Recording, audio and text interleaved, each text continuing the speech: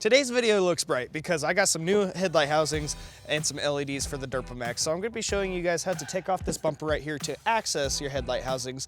So you wanna loosen up this bolt and this bolt. This will loosen up your bumper right here. You'll do that on both sides. So once you get those bolts out, you'll have to loosen this side. There's some clips. You'll just pull it out.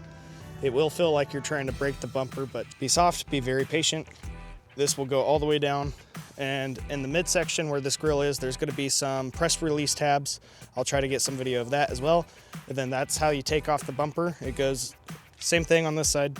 So that's how you take out the bumper so you can get to the headlight housings. Alrighty, we got that off. I recommend taking off this little billet.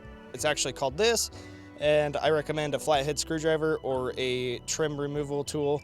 That works the best.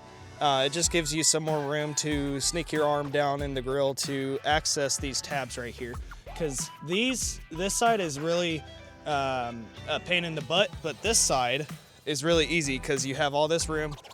You have all this room right here. However, since you have the radiator right here and the intercooler, it just makes it hard. And I also have a Dixie horn, so I had a really hard time. So if I could do it, you can do it. Next step is just unbolting the headlight assembly. When you're wanting to take this out, you're gonna wanna loosen this as well, so you could pull this up and pull the headlight around it, because you're gonna be ending up rocking the headlight down and out. Because there's 2 points right here, kind of like a push-in pin, and there's also a bolt right here. You get it through the fender, so use your extension on your ratchet, but you rock the headlight out, and then that's how you take it out. If you have any questions, let me know in the comments below, and I'll answer them. Now let's get this installed.